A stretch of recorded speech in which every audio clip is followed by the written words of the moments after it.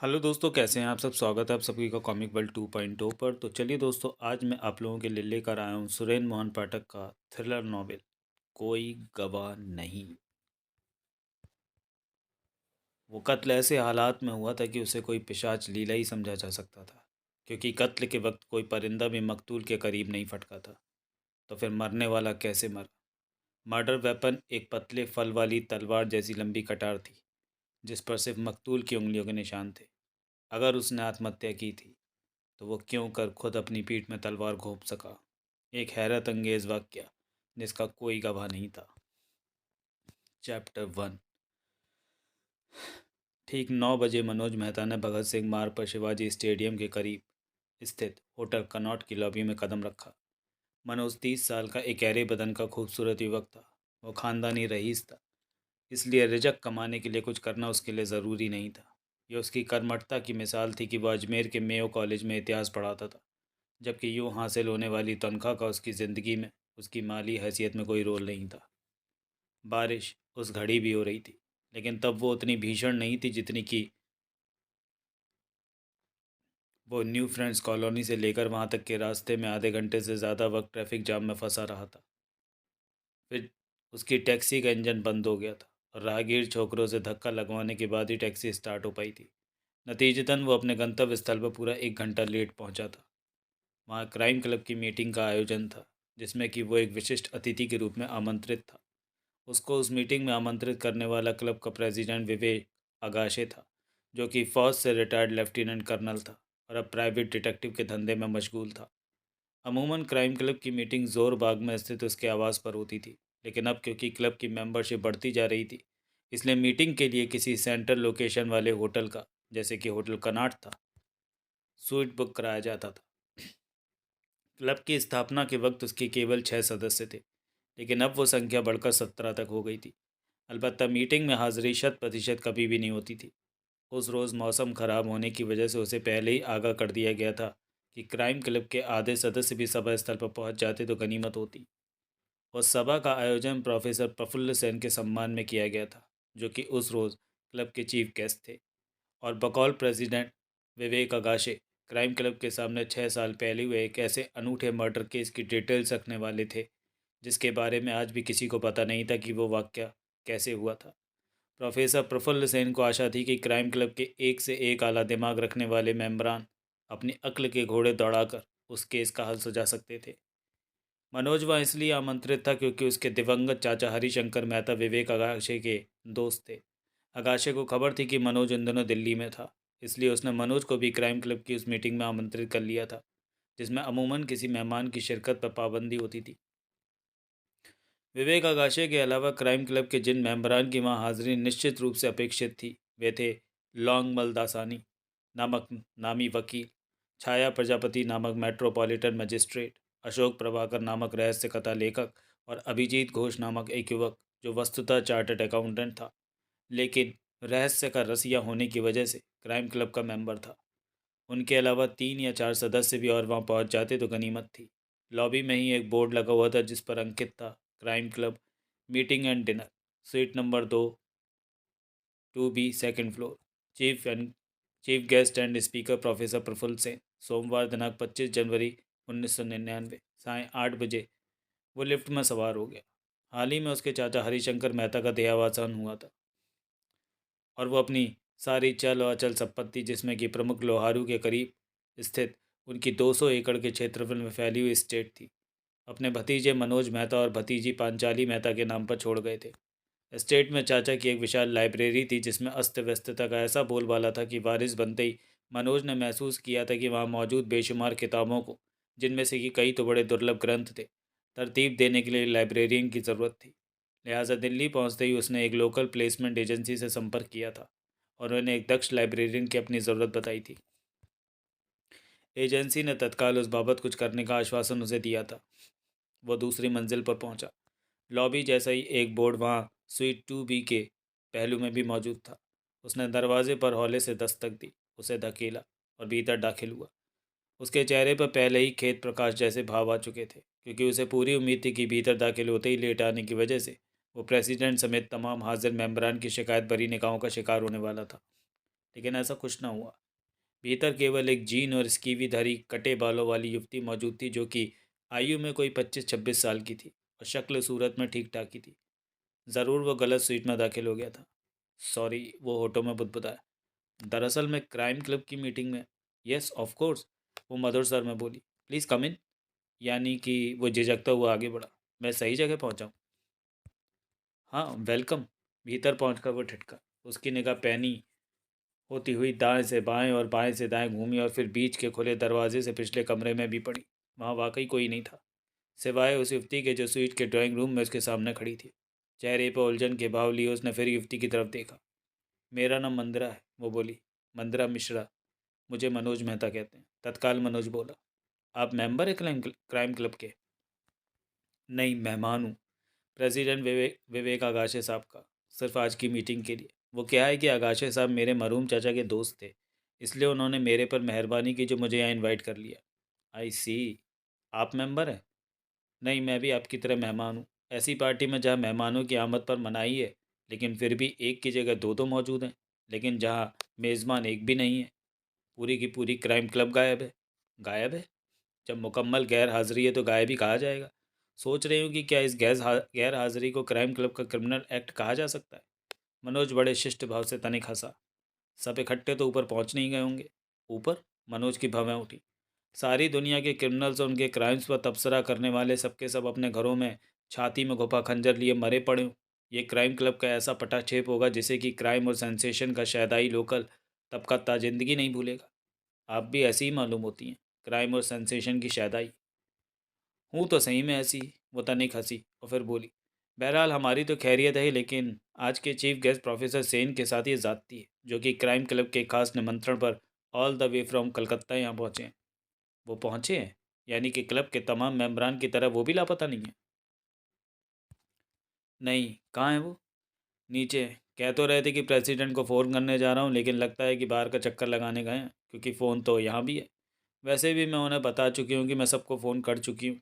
और क्या प्रेसिडेंट और क्या क्राइम क्लब का ऐसा कोई सदस्य जिनकी हाजिरी यहाँ अपेक्षित थी, कोई भी फ़ोन पर उपलब्ध नहीं है। कमाल है। तभी दरवाज़ा खुला और एक सूट बूटधारी वृद्ध ने भीतर कदम रखा। उसकी सूरत क्लीन शेव्ड थी, बाल सफ़ेद थे और आंखों पर बाइफोकल्स मौजूद थे। सूरत से ही वो कोई ज़हीन शख्स लगता था। प्रोफेसर सेन, मंदरा धीरे से बोली। मनोज ने सहमति में सिर हिलाया। प्रोफेसर सेन के होठों में एक सुलगता सिगार दबा हुआ था और उसके एक हाथ में एक नक्काशीदार छड़ी थी, जिसकी रंगत लंबे इस्तेमाल की वजह से पीली पड़ गई मालूम होती थी। उसका हैंडल पीतल का था और वो छड़ी पीली रंगत से मैच करता मालूम पड़ रहा था। तौबा! प्रोफेसर एक कुर्सी पर ढेर होता हुआ बोला। 8 महीने से ये लोग मेरे पीछे पड़े हुए थे कि मैं दिल्ली आऊँ और इन्हें शाह मीनार में हुए कत्ले की दास्तान सुनाऊँ। मैं सिर्फ मैंने सिर्फ एक ही शर्त लगाई थी कि मेरे श्रोताओं में कोई पत्रकार ना हो, जो कि इन लोगों ने कबूल की थी। मेरा प्लेन फेयर तक भरा, मेरे लिए होटल में कमरा तक एडवांस में बुक करा के रखा। लेकिन जब मीटिंग का वक्त आया तो गायब, सब गायब। फिर उसने जैसे पहली बार मनोज पर निगाह डाली। आप कौन है महाशय? इनका नाम मनोज मेहता है, जवाब मंदरा ने दिया। ये भी मेरी तरह आज यहाँ मेहमान है। जर्नलिस्ट तो नहीं हो? जी नहीं, मनोज जल्दी से बोला। नाम क्या है तुम्हारा? मनोज मेहता। पंजाबी हो? जी नहीं, राजस्थानी। राजस्थानी? राजस्थान के एक बड़े मकबूल और रसूख वाले मेहता तो मेरे भी वाकिफ़कार थे। हरिशंकर मेहता नाम था। सुना है हाल ही में गुजर गए?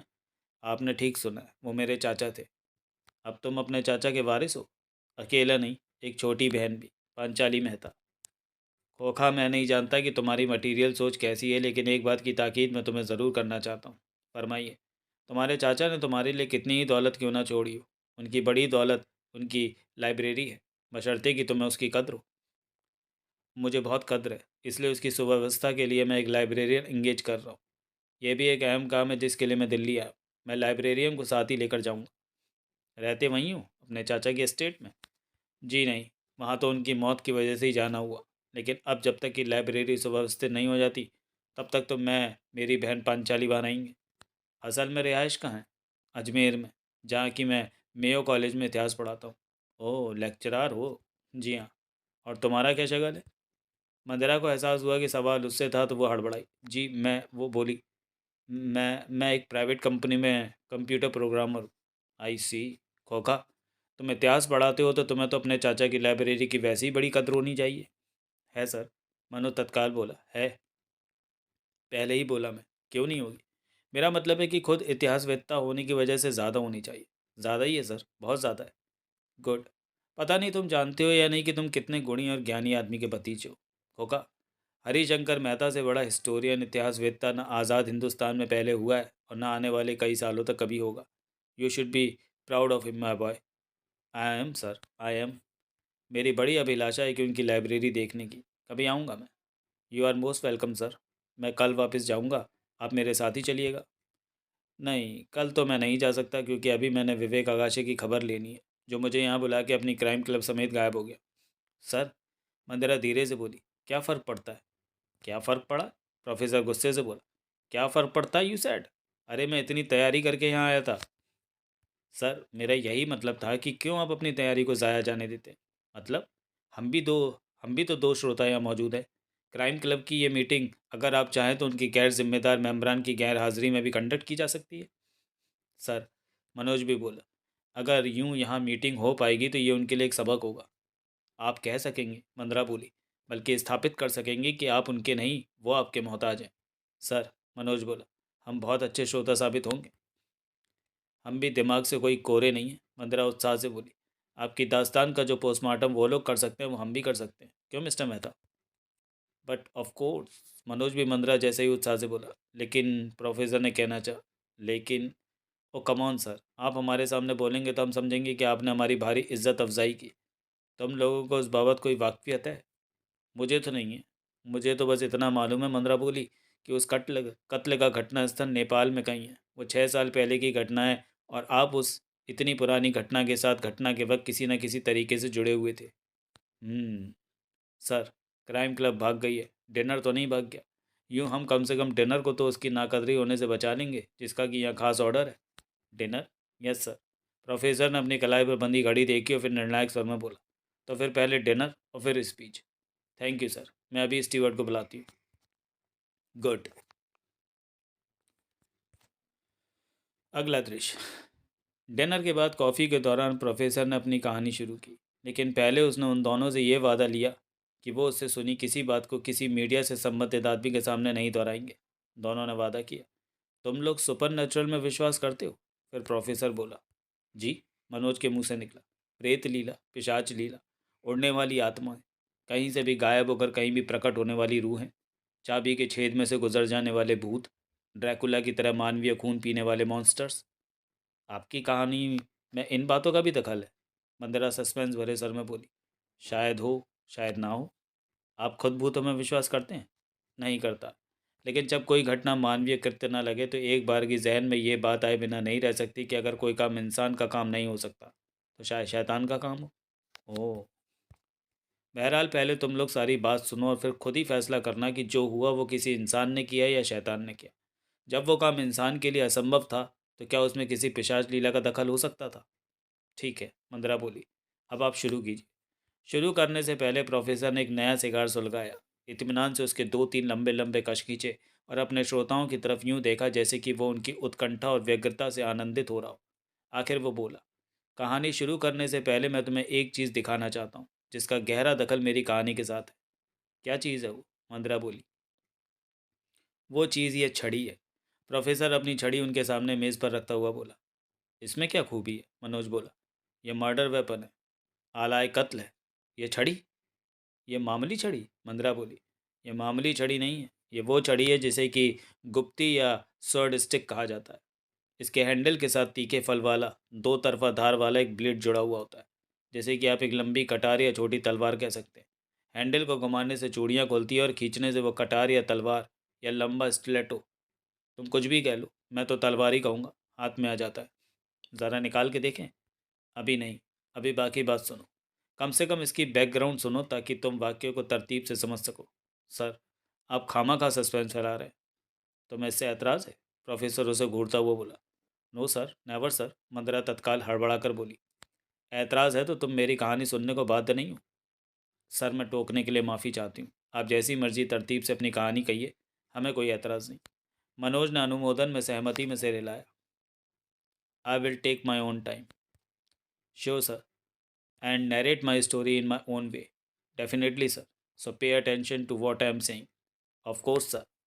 प्रोफेसर ने इत्मीनान से सिगार का एक लंबा कश खींचा और फिर बोला, तुमने ठीक सुना है कि मेरी कहानी का घटनास्थल हमारा पड़ोसी देश, विश्व का इकलौता हिंदू राष्ट्र नेपाल है, जहाँ आवाजाही के लिए हिंदुस्तान के बाशिंदे को पासपोर्ट या वीज़ा की ज़रूरत नहीं होती। वाकया वाकई 6 साल पहले का है और मौकाए वारदात नेपाल की राजधानी काठमांडू से 80 किलोमीटर दूर हिमालचूली नामक एक छोटा सा कस्बा है, जहाँ के कस्बे से 5 किलोमीटर बाहर बूढ़ी गंडक के नाम से जानी जाने वाली नदी के किनारे एक भारतीय परिवार बसा हुआ था। परिवार का मुखिया नागभूषण सिसोदिया नाम का एक व्यक्ति था, जो कि कारपेट्स और हैंडीक्राफ्ट्स के एक्सपोर्ट का व्यापार करता था। जिस इलाके में वो रहता था उसका नाम भैरवनाथ था और वह ऐतिहासिक महत्व की लेकिन उपेक्षित जगह थी। वहाँ 17वीं सदी की तत्कालीन सम्राट पृथ्वी नारायण शाह के शासनकाल के समय की एक हवेली नुमा पत्थर की इमारत थी, जिसके भग्नावशेषों में केवल एक मीनार और परकोटा ही रह गया था, जिसके पत्थर वक्त की मार के साथ काले पड़ चुके थे। मीनार को स्थानीय लोग शाह मीनार, शाह किलाट, शाह स्तंभ जैसे नामों से पुकारते थे। सहूलियत के लिए हम उसे शाह मीनार ही कहेंगे। वो मीनार कोई 50 फुट ऊंची है और उसके भीतर सीढ़ियों और चंद झरोखों के अलावा कुछ नहीं।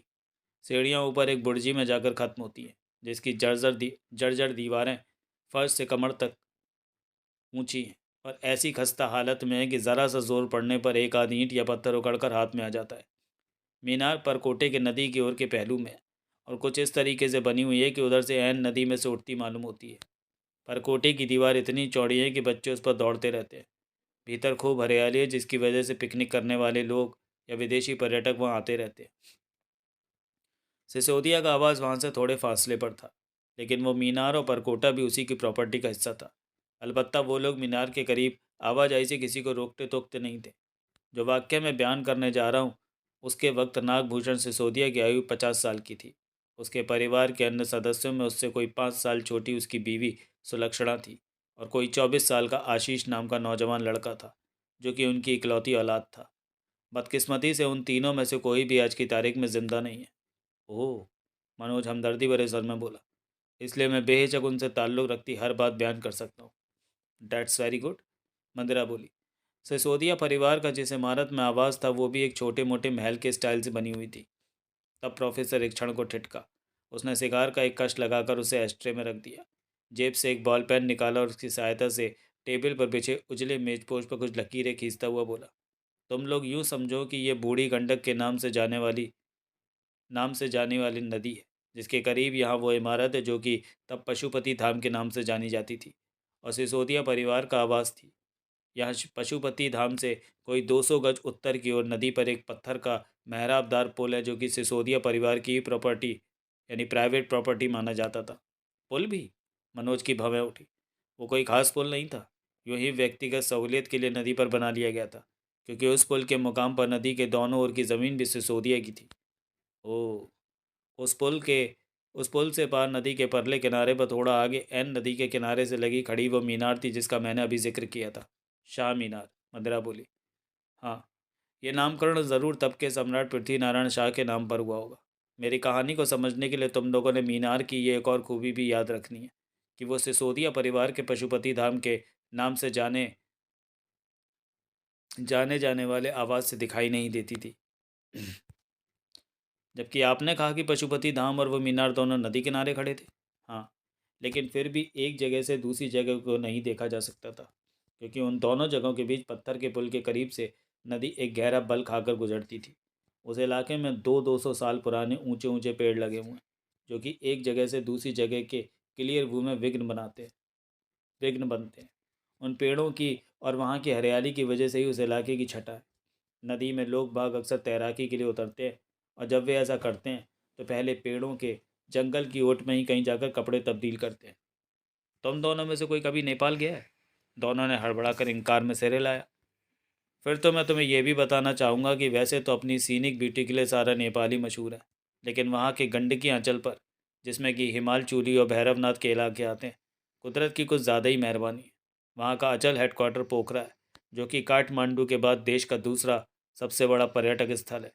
कहने का मतलब यह है कि उधर भी पर्यटकों का आगमन और शाह मीनार के करीब उनका गाए बगाए नदी में उतरना आज भी आम बात है। 6 साल पहले भी आम बात थी। वहाँ का वातावरण इतना देवकी है, नदी का पानी इतना निर्मल और स्वच्छ है कि कोई जब उमस महसूस करे तो उसका अनायास ही दिल चाहने लगता है कि वो कपड़े उतारे और नदी में छलांग लगा दे। बात सिसोदिया परिवार की हो रही थी। मंदेरा तनिक उतावले सर में बोली। इस बार टोके जाने पर प्रोफेसर भड़का नहीं। हाँ, वो बोला।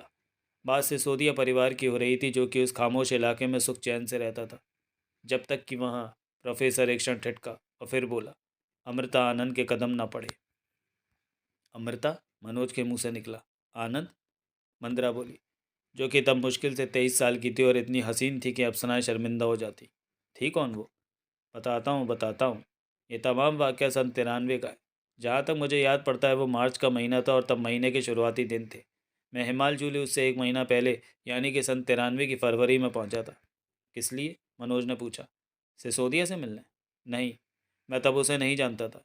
मेरी उससे वाकफियत वहाँ पहुँचने के बाद हुई थी। दरअसल वहाँ मेरा डेविड जॉनसन नाम का एक और दोस्त रहता था, जिसके आमंत्रण पर मैं कुछ दिन रिलैक्स करने के लिए वहाँ पहुँचा था। डेविड जॉनसन नेशनल ज्योग्राफी के से संबंध अंतर्राष्ट्रीय ख्याति प्राप्त फोटोग्राफर था, जो कि नेपाल और हिमालय पर एक पिक्चर बुक तैयार कर रहा था। अपने लंबे आवाज़ की वजह से उधर की वो बहुत मकबूल हस्ती बना हुआ था, इसलिए इलाके में हर किसी को जानता था। उसी ने एक रोज़ एक स्थानीय होटल के बारे में परिचय नागभूषण सिसोदिया से कराया था। परदेश में एक फैलो हिंदुस्तानी से मिलकर सिसोदिया बहुत खुश हुआ था, इसलिए जल्दी ही वो औपचारिक परिचय अच्छी खासी दोस्ती में तब्दील हो गई थी और मेरी उसके हाउस होल्ड में भी आवाजाही बन गई थी। वैसे भी सिसोदिया एक आदतन खुश मिजाज और मिलनसार आदमी निकला था। वैसा ही मिजाज उसकी भारी भरकम बीवी ने पाया था, जो कि 45 की उम्र में ही खूब मोटी ना हो गई होती तो कोई न मानता कि वो एक 24 साल के बेटे की माँ थी।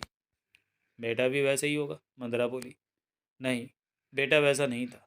वो था तो अपने बाप जैसा ही लंबा तड़ंगा और गौरवपूर्ण, और माँ जैसा ही खूबसूरत, लेकिन बड़ी संकोची और संजीदा शख्सियत थी उसकी। शायरों की तरह ख्यालों की दुनिया में विचरने वाला मिजाज पाया मालूम होता था उसने। बहुत मूडी, बहुत सेंसिटिव लड़का मालूम होता था वो देखने में।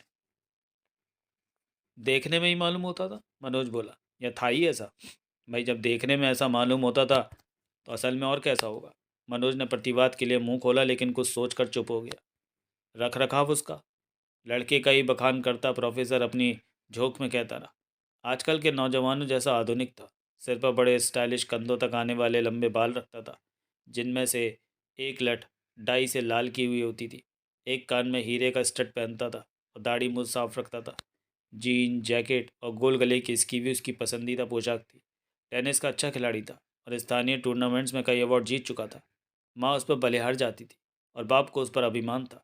वो उनकी इकलौती औलाद था, इसलिए बाप का एक दिन उसका काबिल वारिस बनने का ख्वाब देखना स्वाभाविक बात थी। लेकिन प्रोफेसर जानबूझकर खामोश हो गया। लेकिन क्या? मंदरा उत्सुक भाव से बोली। प्रोफेसर फिर भी खामोश रहा। एस्ट्रे में से अपना सिगार उठाकर उसने उसका एक लंबा कश लगाया और फिर बड़े ड्रामेटिक अंदाज में बोला, बेटे को बाप के कारोबार में कतई कोई दिलचस्पी नहीं थी। उसकी किस बात में दिलचस्पी थी? थिएटर में। वो बतौर एक्टर, प्रोड्यूसर, डायरेक्टर थिएटर की बड़ी हस्ती बनने के ख्वाब देखता था, जबकि ऐसी कोई गुंजाइश हिमालचूली में तो दूर काठमांडू में भी नहीं थी। ये बात उसे नहीं मालूम थी? मालूम थी। इसलिए उसका निशाना नई दिल्ली था, जहाँ की थिएटर की और थिएटर आर्टिस्ट की अच्छी पूछ थी और जहाँ के नेशनल स्कूल ऑफ ड्रामा में इस विद्या की बाकायदा ट्रेनिंग भी मिलती थी। बाप को बेटे की ये पसंद मंजूर थी? बिल्कुल भी नहीं। नागभूषण सिसोदिया थिएटर को बेटे की हॉबी के तौर पर कबूल कर सकता था, ऑक्यूपेशन के तौर पर नहीं, कारोबार के तौर पर नहीं, जीवन के लक्ष्य के तौर पर नहीं। थिएटर के चक्कर में सालों साल दिल्ली के धक्के खाने की इजाज़त बाप उसे नहीं दे सकता था। माँ तो इस ख्याल से ही व्याकुल हो जाती थी कि वो घर का फलता फूलता कारोबार छोड़कर उनकी आंखों से दूर, उनके कंट्रोल से दूर दिल्ली जाके रहेगा। ओह! कहने का मतलब यह है कि इस मामले में आशीष को अपने घर से ज़ीरो प्रोत्साहन था। बाप को पूरी उम्मीद थी कि और 2-3 साल में जबकि वो और बड़ा हो जाता तो थिएटर का उसका बुखार अपने आप ही उतर जाता। बुखार चढ़ा कैसे था? थिएटर की फैंसी तो उसे पहले से थी, लेकिन काबू से बाहर वो तब हुई थी जब सन 92 में दिल्ली का एक प्रसिद्ध theatre group Indo Nepal cultural exchange के तहत वहाँ पहुँचा था और उसने काठमांडू और पोखरा में अपनी कई परफॉर्मेंस दी थी। तब उस थिएटर ग्रुप के कुछ लोगों ने आशीष की ऐसी दोस्ती हो गई थी कि उसे लगने लगा था कि अगर वो थिएटर की दुनिया में कुछ बनना चाहता है तो उसका वैसे ही हिमालचूली से निकलना ज़रूरी था, जैसे सिकंदर का दुनिया फतेह करने के लिए मकदुनिया से निकलना ज़रूरी था। कमाल है, मनोज मंत्रमुग्ध स्वर में बोला। आजकल तो ऐसे नौजवान फिल्मी दुनिया से आकर्षित होते हैं, एक्टर बनने के अभिलाषी होते हैं। सर, मंदिरा व्यग्र भाव से बोली, वो अमृता आनंद वाली बात तो बीच में ही रह गई। हाँ, प्रोफेसर बोला, वो क्या है कि सिसोदिया की प्राइवेट सेक्रेटरी थी, जिसने एकाएक विदेशी युवक से शादी कर ली थी और उसके साथ सिंगापुर चली गई थी। तब उसे खड़े पैर एक नई प्राइवेट सेक्रेटरी इंगेज करनी पड़ी थी, जो कि अमृता आनंद थी। वो उन दिनों काठमांडू में ही एक वैसी ही छोटी मोटी नौकरी करती थी।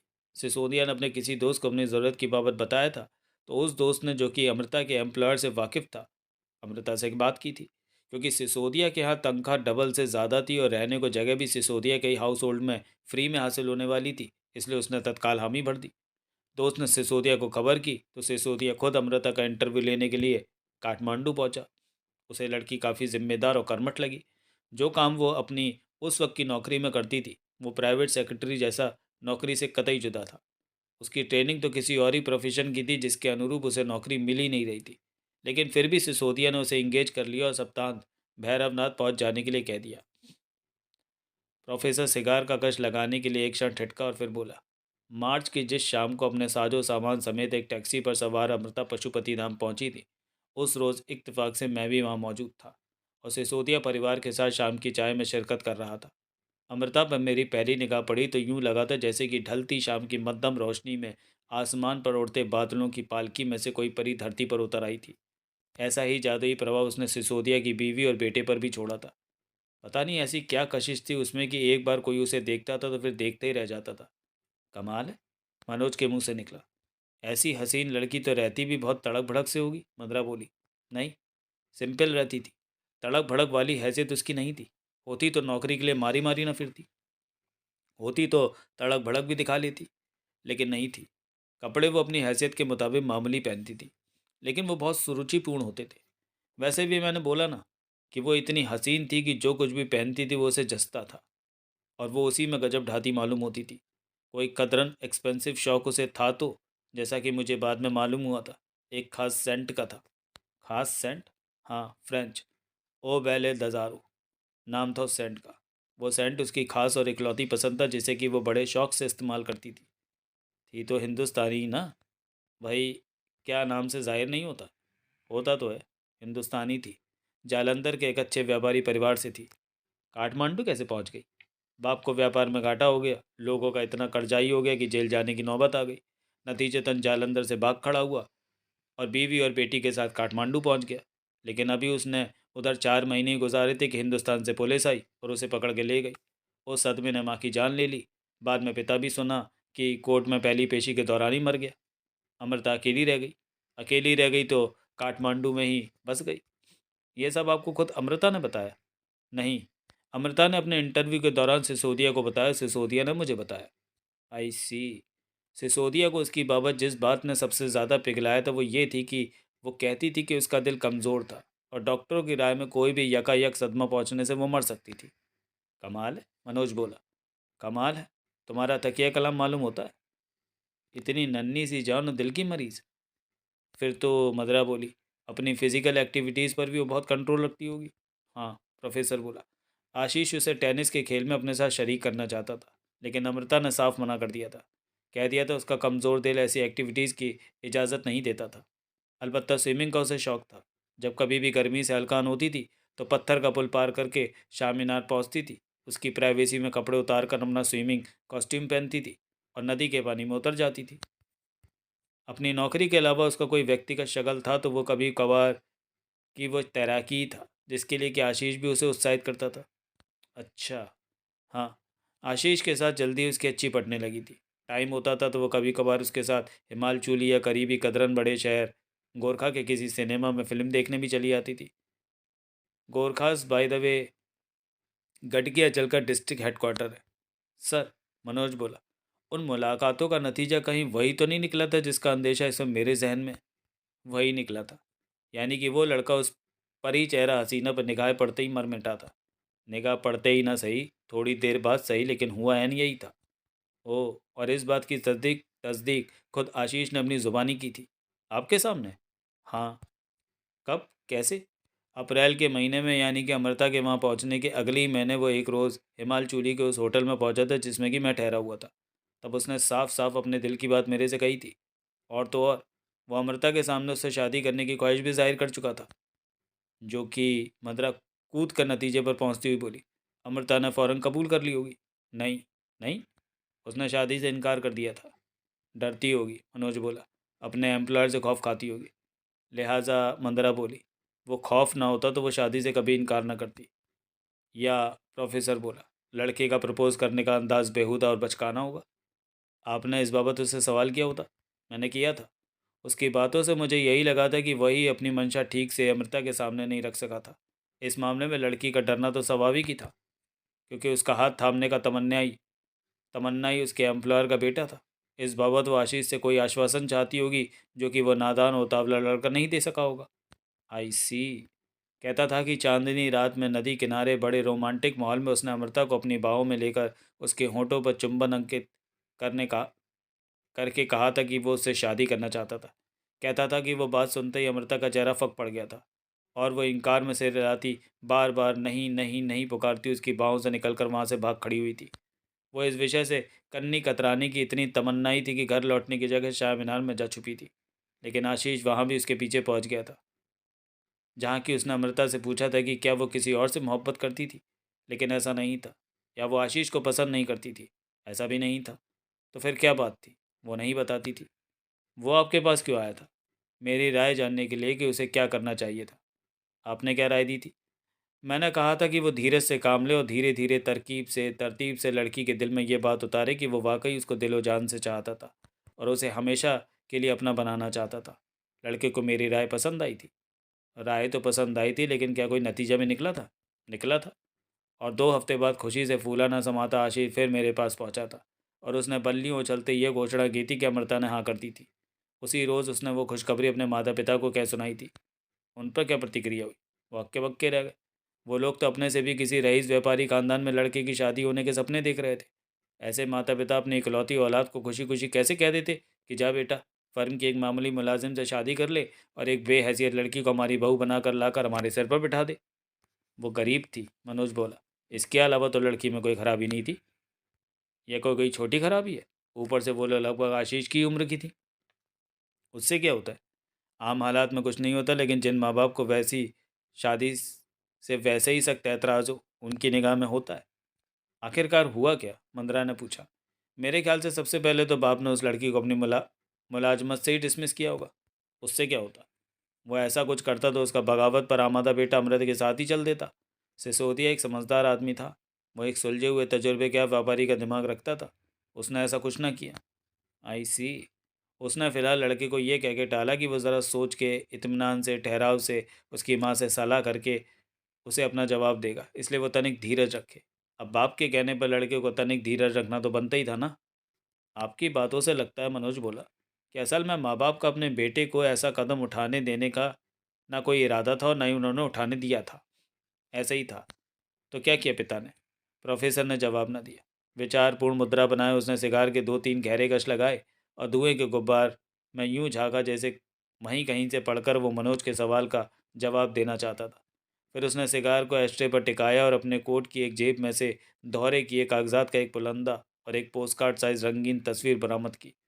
ये वो तस्वीर उनके सामने मेज़ पर रखता हुआ बोला, उस लड़की अमृता आनंद की तस्वीर है, जो किसी अरे गहरे फोटोग्राफर ने नहीं, खुद डेविड जॉनसन ने खींची थी। कैसी है? दोनों ने तस्वीर का मुआयना किया। दोनों के चेहरों पर तत्काल गहन प्रशंसा के भाव आए। दोनों ने निसंकोच तस्दीक की कि वो एक दुर्लभ खूबसूरती की मल्लिका की तस्वीर थी। गुड, प्रोफेसर बोला। कागजात कैसे हैं? मंदिरा उत्सुक भाव से बोली। इन कागजात में वो सारा वाक़या दर्ज है जिसे कि असल में मैंने क्राइम क्लब के मेम्बरान के सामने बयान करना था। मैंने ख़ास तौर से क्राइम क्लब के मेम्बरान के लिए उस वाक़ये के हर पहलू को इतनी मेहनत से तहरीरी जामा पहनाया था, लेकिन उसने असहाय भाव से कंधे हिलाए और अपनी कलमबद्ध तहरीर को सामने मेज़ पर उछाल दिया। बहरहाल, वो बोला, बात अमृता आनंद की हो रही थी, जिसकी कि ये तस्वीर है। तुम लोग इसकी बेमिसाल खूबसूरती को नज़रअंदाज करके अपना निष्पक्ष फैसला सुनाओ कि क्या तुम्हें ये किसी बेहद नापाक इरादों वाली खतरनाक औरत का चेहरा लगता है? खतरनाक औरत? मंदिरा हकबकाई सी बोली। क्या इस लिहाज से? मनोज बोला, कि जिस किसी के भी वो रूबरू होती उसे अपना दीवाना बना लेती? नहीं, प्रोफेसर बोला, इस लिहाज से नहीं। तो फिर? उसी लिहाज से जिस लिहाज से खतरनाक लफ्ज़ से मुराद होती है। तभी तो मैंने कहा कि इसकी खूबसूरती को नज़रअंदाज करके जवाब दो। और भला क्यों कर ये खतरनाक हो सकती है? कहीं आप इसे इसकी नीयत की वजह से तो खतरनाक खतरनाक नहीं कह रहे? मंद्रा बोली। नियत? प्रोफेसर बोला। आपका इशारा इस तरफ तो नहीं कि इसकी असल मंशा आशीष को इसलिए अपने रूप जाल में फांसने की थी कि क्योंकि वो रईस ज़्यादा था? धन दीवानी थी वो लड़की, मनोज बोला, जिसे कि प्रोफेसर ने भवें उठी। अंग्रेजी में गोल्ड डिगर कहते हैं। वही, अगर ऐसा होता तो वो बेटे की जगह बाप की तरफ तवज्जो देती। बेटा नौजवान था, ना तजुर्बेकार था, वो उसे इजी टारगेट लगा होगा। किताबी तौर पर तुम्हारी बात में दम है, लेकिन असल में ऐसी कोई बात नहीं थी। मैं ज़ाती तौर से इस बात की तस्दीक करता हूँ कि वह भली और नेक बख्त लड़की थी। तो फिर आपने उसके खतरनाक औरत होने की बाबत हमसे सवाल क्यों किया? क्योंकि 6 साल पहले उधर ऐसे लोग बाग थे जिन्हें कि वो ऐसी लगती थी। उन अफवाहों की वजह से लगती थी जो कि भैरवनाथ, हिमाल चूली और आसपास के इलाकों में अमृता अमृता की बाबत मशहूर होने लगी थी। और क्योंकि नागभूषण सिसोदिया जैसा सोबर और शांत चित्त आदमी उस लड़की को सरेआम कोसने लग गया था। सरेआम? गोरखा के राष्ट्रीय वाणिज्य बैंक जैसे पब्लिक प्लेस के एक्सचेंज काउंटर पर खड़े होकर। प्रोफेसर साहब, कोई बात पल्ले नहीं पड़ रही। ज़रा खुलासा कीजिए ना बात का कि कैसी अफवाहें, कैसा कोसना? पहले कोसने की सुनो। ओके, ये 22 मई की बात है, जबकि मैं अपना एक एक्सचेंज ड्राफ्ट बनवाने की नीयत से दोपहर बाद बैंक बंद होने के कोई आधा घंटा पहले गोरखा गया था और वहाँ की राष्ट्रीय वाणिज्य बैंक की ब्रांच में पहुँचा था। उस रोज़ कदरन गर्म दिन था, लेकिन लगता था कि किसी भी घड़ी बारिश हो सकती थी। एक आध बार मामूली बूंदाबांदी हुई थी, लेकिन उससे माहौल की गर्मी नहीं हटी थी। बैंक में जो पहली पहचानी सूरत मुझे दिखाई दी थी वो नागभूषण सिसोदिया की थी, जो मेरे देखते देखते अपनी कोई ट्रांजैक्शन मुकम्मल करके बैंक के एक्सचेंज काउंटर के सामने से हटा था। मुझे उसकी वहाँ मौजूदगी बहुत खटकी थी। क्यों भला? क्योंकि बैंक जाना उसके कैशियर का काम था, अकाउंटेंट का काम था, उसकी फर्म के किसी भी जिम्मेदार मुलाजिम का काम था। ओह! उस घड़ी वो अपने सूट पर एक बरसाती पहने था और अपने सिर पर एक वाटरप्रूफ हैट लगाया था। अपने बाएं हाथ की कोहनी पर उसने अपनी ये छड़ी टांगी हुई थी, जो कि इस घड़ी तुम्हारे सामने मौजूद है। ये छड़ी असल में सिसोदिया की है? हाँ, जिसे कि मंद्रा बोली। शुरू में आपने मर्डर वेपन कहा। हाँ, लेकिन मैडम प्लीज़, मनोज बीच में बोल पड़ा। Let mister Sen continue the way he wants to. Mandra खामोश हो गई। थैंक यू, प्रोफेसर बोला। मैं कह रहा था कि सिसोदिया के बाएं हाथ के हवाले उसकी छड़ी थी। दाएं हाथ में एक चमड़े का लाल रंग का ब्रीफकेस था और चेहरे पर उत्कंठा और प्रसन्नता के बड़े अजीब से भाव थे। मैंने उसे विश किया तो उसने बड़े अनमने भाव से सहमति में सिर हिला दिया। मैंने उसकी बीवी और आशीष का हाल पूछा तो भी बड़ा अनमना सा ठीक है सुनने को मिला। लेकिन जो ही मैंने अमृता कैसी है बोला तो वो एकदम भड़क कर गुस्से में बोला, जहन्नुम में गई अमृता। गुस्से में वो इतनी ज़ोर से बोला था कि मैं तो हकबकाया ही। आसपास खड़े और भी 2-3 लोग मेरी तरह हकबकाकर उसकी तरफ देखने लगे थे। उसे इस बात का एहसास हुआ तो वो फ़ौरन बैंक से बाहर निकल गया। मैं लपकता हुआ उसके करीब पहुंचा और उसके उस अनोखे मिजाज की वजह पूछी। जवाब में वह पूर्वक गुस्से में बोला कि वो कमबख्त अमृता ही वजह थी जिसके लिए वो बैंक के एक्सचेंज काउंटर से नेपाली करेंसी के बदले में भारतीय करेंसी में 2 लाख रुपए लेने आया था। तब उसने मुझे अपना ब्रीफकेस खोलकर दिखाया, जिसमें मुझे 100-100 के नोटों की 20 गड्डियाँ 5-5 गड्डियों के 4 बंडलों में दिखाई दी। मैंने उस रकम का मतलब पूछा तो उसने बड़ा अप्रत्याशित जवाब दिया कि उससे उसने अपने बेटे की आज़ादी खरीदनी थी। यानी कि? मनोज हैरानी से बोला। रिश्वत देकर अमृता को आशीष का पीछा छोड़ देने के लिए राज़ी करना चाहता था। तब मुझे नोट दिखाते वक्त जो जुमला उसके मुंह से निकला था उसका और क्या मतलब हो सकता था? आप ठीक कह रहे हैं। फिर वो वहाँ से रुखसत हो गया। मैं बैंक से अपने काम से फारिग हुआ और अपने होटल वापस लौट आया, जहाँ कोई 3:15 बजे के करीब मेरे पास एक टेलीफोन कॉल पहुँची। कॉल मिसेस सुलक्षणा सिसोदिया की थी, जिन्होंने फ़ोन पर एक ही बात कही, प्रोफेसर साहब, भगवान के लिए फ़ौरन हमारे यहाँ पहुँचिए, और फ़ोन बंद कर दिया। उस फरियाद में ऐसी व्यग्रता की थी कि मैं उसे नज़रअंदाज न कर सका। मैं फ़ौरन होटल से निकला और एक टैक्सी पकड़कर भैरवनाथ की तरफ रवाना हुआ।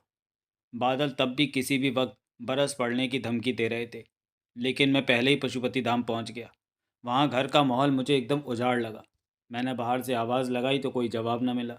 मैं भीतर दाखिल हुआ तो ड्राइंग रूम में बैठी मुझे सुलक्षणा दिखाई दी। उसकी सूरत से और हाथ में जकड़े रुमाल से साफ जाहिर हो रहा था कि वो रो रही थी।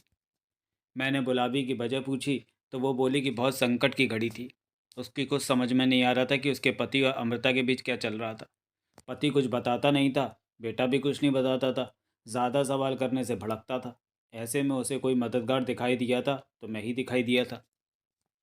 इसलिए उसने उसने मुझे मेरे होटल में फ़ोन किया था और वहाँ पहुँचने के लिए कहा था। आगे? मंदिरा सस्पेंस भरे स्वर में बोली। फिर उसने मुझे 2 दिन पहले का एक अजीबोगरीब वाक्य सुनाया। कैसा वाक्य? बकौल उसके भैरवनाथ से पशुपति धाम को आती मेन रोड पर त्रिकाल थापा नाम का एक लोकल ट्रेडर रहता था, जो कि सिसोदिया परिवार को ताज़ा सब्जियां, अंडे और बेकरी की आइटमें सप्लाई करता था।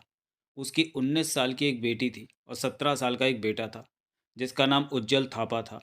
अमृता के भैरवनाथ पहुंचते ही उसकी थापा परिवार में दुआ सलाम बन गई थी, और फिर वो उन लोगों के यहाँ अक्सर आने जाने लगी थी। वो लोग भी अमृता की खूब तारीफ करते थे और उसकी अपने घर आमद से बहुत खुश होते थे। लेकिन 2 दिन पहले जब त्रिकाल थापा और अमृता का राह चलते एकाएक आमना सामना हो गया था, तो थापा हमेशा की तरह उससे मीठे बोल बोलने की जगह गुस्से में भड़का हुआ उसे कोसने लगा था और लानत मलानत करने लगा था। वो सारा नज़ारा सिसोदिया की नौकरानी देवयानी ने देखा था और घर आकर घर की मालकिन सुलक्षणा के सामने बयान किया था। देवयानी का कहना था कि अमृता के गले पड़ते वक्त त्रिकाल थापा इतने गुस्से में था कि थर थर काँप रहा था और बिना चलती सड़क की परवाह किए गला फाड़ फाड़ कर चिल्ला रहा था। लेकिन कह क्या रहा था? देवयानी के कुछ पल्ले नहीं पड़ा था। वो उन दोनों से काफ़ी फासले पर थी, इसलिए साफ साफ कोई बात नहीं सुन सकी थी। और अमृता? मंदिरा ने पूछा। वो उस शख्स के सामने खड़ी उसकी तमाम वाही तबाही सुनती रही थी। कुछ अरसा तो सुनती ही रही थी। ज़रूर उस एकाएक के हमले से वो सकते में आ गई होगी। फिर वो घूमी थी और तेजी से पशुपति धाम की ओर चल दी थी। देवयानी कहती थी कि तब तो थापा ने हद ही कर दी थी। क्या किया था? उसे पकड़कर वापस घसीट लिया था? नहीं तो उसने सड़क पर से एक पत्थर उठाया था और उसे पूरी ताकत के साथ अमृता पर फेंक कर मारा था। Oh my God! बकौल देवयानी गनीमत थी कि पत्थर अमृता को लगा नहीं था, वरना वो वहीं हॉस्पिटल केस बन जाती। मरी जाती तो कोई बड़ी बात नहीं थी। चोट नहीं तो सदमे से मर जाती। मनोज हमदर्दी भरे स्वर में बोला। आखिर उसका दिल कमज़ोर था। एग्जैक्टली, प्रोफेसर बोला। लेकिन पत्थर उसे ना लगा और वो उस हमले से और सदमे से भी बच गई। लेकिन बात क्या थी? मंदिरा बोली। अमृता ने उस शख्स का ऐसा क्या बिगाड़ दिया था जो वह इतना वायलेंट हो उठा था? और मनोज बोला। 2 दिन पहले के उस वाक्य का उस इमरजेंसी से क्या रिश्ता था, जिसके तहत मिसेस सिसोदिया ने आपको अपने यहाँ तलब किया था? उसने, प्रोफेसर बोला, साफ साफ मुझे कुछ नहीं बताया था। बताया नहीं था या कुछ जानती ही नहीं थी? मेरे ख्याल से जानती ही नहीं थी, या जो कुछ जानती थी उसको ठीक से समझाती नहीं थी। बहरहाल मेरे वहाँ पहुँचने पर उसने जो दरख्वास्त मेरे से की थी वो ये थी कि मैं सिसोदिया और अमृता के पीछे जाऊँ। पीछे जाऊँ? कहाँ पीछे जाऊँ? शाह मीनार। सुलक्षणा कहती थी कि सिसोदिया शाह मीनार गया था, जहाँ की वो अमृता से मिलने वाला था। वहाँ क्यों? क्या पता क्यों? सुलक्षणा को उस मुलाकात की खबर ही क्यों करती? खुद उसके पति ने बताया था उस बाबत। वो कहती थी कि 3 बजे नोटों से भरे ब्रीफकेस के साथ सिसोदिया घर वापस लौटा था। यहाँ ये बात काबिल गौर है कि वो सिसोदिया के घर लौटने का वक्त नहीं होता था। छुट्टी के दिन के अलावा दिन के वक्त वो कभी घर में नहीं होता था। वो लंच के लिए भी घर नहीं आता था। ये उसकी स्थापित रूटीन थी कि 10 से 6 बजे तक वो अपने ऑफिस या गोदाम में, दोनों ही हिमाल चूली में थे, पक्की हाजिरी भरता था। उसकी बीवी के लिए वो क्योंकि एक असाधारण घटना थी, इसलिए उसने खास तौर से सिसोदिया से उस घड़ी घर लौटने की वजह पूछी थी। कोई जवाब मिला था? हाँ, उसने साफ कहा था कि उसने अमृता से आखिरी फैसला, आई रिपीट, आखिरी फैसला करने का इरादा कर लिया था, और वो इसी सिलसिले में ठीक 4 बजे शाह मीनार में उससे मिलने वाला था। ओह! आगे उसने कहा था कि वो चाहता था कि उस आखिरी फैसले के वक्त आशीष भी उसके साथ मौजूद हो, और उसी की वजह से वो घर लौटा था। उसने उसकी बाबत सवाल किया था तो जवाब मिला था कि वो ऊपर अपने कमरे में था और कोई चिट्ठी लिख रहा था। तब से सोंदिया उसे साथ ले चलने की नीयत से ऊपर गया तो उसने पाया कि आशीष अपने कमरे में नहीं था। असल में वो उस वक्त गैरेज में था और अपनी कार का हुड उठाए उसका कोई नुक्स दूर करने की कोशिश कर रहा था। फिर फिर थोड़ी देर बाद सिसोदिया ऊपर से नीचे आया। सुलक्षणा का कहना है कि उसका पति, जो कि महज एक फिक्रमंद सूरत लेकर ऊपर गया था, जब नीचे लौटा तो ऐसा टूटा हुआ, थका हुआ, लाचार आदमी लग रहा था जैसे कुछ लम्हों में ही वो कई साल बुढ़िया गया हो। ऊपर ऐसा क्या हो गया था? मंदिरा बोली। क्या पता क्या हो गया था। ऊपर तो कोई भी नहीं था जो कि उस बाबत कुछ बता पाता। आई सी। बहरहाल उसी हालत में सिसोदिया शाह मीनार की तरफ रवाना हुआ था। उसके 5 मिनट बाद आशीष गैरेज से फारिग होकर घर में पहुंचा था। तब उसकी माँ ने वो बात उसे बताई थी कि उसका पिता अमृता से मिलने उससे कोई आखिरी फैसला करने शाह मीनार गया था। तब आशीष भी शाह मीनार की तरफ रवाना हो गया था। यहाँ ये बात काबिल गौर है कि उस दौरान अमृता घर में या घर के आसपास कहीं दिखाई नहीं दी थी। मैं जब वहाँ पहुँचा था तो अमृता गायब थी, और थोड़े वक्फे बाद आशीष भी उसके पीछे उधर ही जा चुका था। तब सुलक्षणा की मनोहार पर मैं भी उधर ही रवाना हो गया था। मेरी रवानगी के वक्त बादल गरज रहे थे और रह रहकर बिजली चमक रही थी, लेकिन ज़ोर से पानी बरसना तब भी अभी शुरू नहीं हुआ था। अलबत्ता बूंदाबांदी बदस्तूर हो रही थी। नदी किनारे की राहदारी पर चलता मैं आगे बढ़ा और पत्थर का पुल पार करके नदी के दूसरे किनारे पर पहुंचा, जिधर की शाह मीनार थी। मेरे शाह मीनार के करीब पहुंचने तक बादल घने होने लगे थे और वातावरण में अंधेरा छाने लगा था। यहाँ मैं ये बता दूं कि मीनार की एंट्री पर कोई दरवाज़ा नहीं था, सिर्फ एक खुली मेहराब थी जिसमें से होकर गोल घूमती सीढ़ियाँ ऊपर को जाती थी। मैं वहाँ पहुँचा तो मुझे मेहराब के नीचे खड़ी अमृता दिखाई दी। उस घड़ी वो मामूली स्कर्ट ब्लाउज पहने थी और अपनी एक बाँह पर एक तौलिया, अपनी तैराकी की पोशाक और उस पोशाक का ही एक हिस्सा एक वाटरप्रूफ कैप संभाली थी। लेकिन साफ पता चल रहा था कि अभी पानी में उतरने का इत्तेफाक उसके साथ नहीं हुआ था, लेकिन तैयारी में थी। मंदिरा ने सुझाया। हाँ, शायद। मैंने उससे पूछा कि वो यहाँ क्या कर रही है, तो उसने जवाब ना दिया, लेकिन बहुत विचलित दिखाई देने लगी। मैंने सिसोदी और आशीष के बारे में सवाल किया तो वो बोली कि वो दोनों ऊपर मीनार की बुर्जी में थे और आपस में झगड़ रहे थे। बोली, खुद वो क्योंकि पिता पुत्र की तकरार में शरीक नहीं होना चाहती थी, इसलिए वो वहाँ से जा रही थी। फिर जवाब में मेरे मुंह खोलने से भी पहले वो सचमुच वहाँ से चली गई। उसके पीछे मैंने मेहराब में कदम डाला और पहली सीढ़ी पर ठिठक कर सिर उठाकर ऊपर से आती कोई आहट लेने की कोशिश करने लगा। मुझे पिता पुत्र दोनों की ही गुस्साई हुई आवाज़ों का आवाज़ मिला, लेकिन बुर्जी मेरे से इतनी दूर थी कि मुझे साफ कुछ सुनाई न दिया। तब मैंने उच्च स्वर में सिसोदिया को नाम लेकर पुकारा। तत्काल ऊपर से आवाज़ें आनी बंद हो गई, लेकिन मेरी पुकार का कोई जवाब मेरी तरफ न पहुंचा। तब मैंने मीनार की कोई 70 सीढ़ियाँ तय करके ऊपर बुर्जी में पहुंचा, जिसके गोल फर्श पर पिता पुत्र एक दूसरे के सामने खड़े थे। सिसोदिया ने तब भी वही वाटरप्रूफ हैट और बरसाती पहनी हुई थी जिसमें कि मैंने उसे बैंक में देखा था। आशीष बरसाती के बिना पतलून और जैकेट पहने था और उसका सिर नंगा था। उस घड़ी पिता पुत्र दोनों के चेहरों पर हवाइयाँ उड़ रही थी और दोनों ही बहुत आंदोलित दिखाई दे रहे थे। फिर भी ये देखकर उन्होंने बड़ी राहत महसूस की थी कि आगंतुक कोई गैर नहीं था, मैं था। मेरे सामने भी आशीष ने अपने पिता से मुखातिब होने की कोशिश की, लेकिन सिसोदिया ने यह कहकर उसे रोक दिया कि इन उन हालात में अब जो कुछ किया जा सकता था वो खुद वो खुद ही वो कर सकता था। क्या थे हालात? मनोज बोला। और क्या करना चाहता था सिसोदिया? मंदिरा बोली। मालूम नहीं। इस बाबत मेरे कोई सवाल कर पाने से पहले ही सिसोदिया मेरे से बोला कि मैं आशीष को वहाँ से ले जाऊँ, ताकि पीछे वो बिगड़ी को संवार सके। उसने मुझे पूछने न दिया कि क्या बिगड़ी थी जिसे कि वह संवारना चाहता था, लेकिन मैंने खुद ही अंदाज़ा लगा लिया कि कथित बिगड़ी बात ज़रूर आशीष और अमृता की आशनाई से ही ताल्लुक़ रखती थी। मैंने उससे पूछा कि मैं आशीष को कहाँ ले जाऊँ, तो वो बोला कि कहीं भी ले जाऊँ, लेकिन वहाँ से ले जाऊँ। और फिर वो जैसे मुझे वहाँ से डिसमिस करता हुआ मेरी तरफ पीट करके खड़ा हो गया। उस वक्त 4 बजने में, यानी कि सिसोदिया की अमृता से निर्धारित मुलाकात के वक्त में अभी 10 मिनट बाकी थे। लिहाजा सिसोदिया तो अभी वहाँ ठहरता। लेकिन मनोज बोला, अमृता तो वहीं थी। आपने? मंदरा बोली। तब इस बाबत सिसोदिया को कुछ बताया था? कैसे बताता? प्रोफेसर हाथ फैलाकर बोला। क्यों कर बताता? वो तो मुझे मुंह ही नहीं खोलने दे रहा था। उसकी तो एक ही ज़िद थी कि मैं फ़ौरन फ़ौरन से पेशतर आशीष को वहाँ से कहीं ले जाता। उसने मुझे दोस्ती का वास्ता दिया तो मुझे उसका कहना मानना पड़ा, और मुझे आशीष को, वो भी तो वहाँ से नहीं जाना चाहता था, वहाँ से ले जाना पड़ा।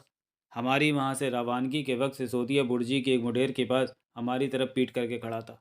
उसके दाएं पहलू में उसकी पीतल के हैंडल वाली ये छड़ी दीवार के सहारे टिकी खड़ी थी, और बाएं पहलू में मुडेर पर, जो कि उसकी कमर तक आती थी, उसका लाल चमड़े का ब्रीफकेस पड़ा था, जो कि तब बाहर को फूला हुआ लग रहा था। ब्रीफकेस के करीब मुंडेर पर से एक पत्थर उखड़कर नीचे कहीं जा गिरा जान पड़ता था, जो कि उस जर्जर जर्जर बुर्जी के मामले में कोई बड़ी बात नहीं थी। उसको वैसे ही पीठ फेरे वहाँ खड़ा छोड़कर मैं आशीष को नीचे ले आया। नीचे पहुंचकर हमने पाया कि बारिश तब बाकायदा होने लगी थी। नतीजतन हमें परकोटे से परे घने घने पेड़ के नीचे पनाह लेनी पड़ी।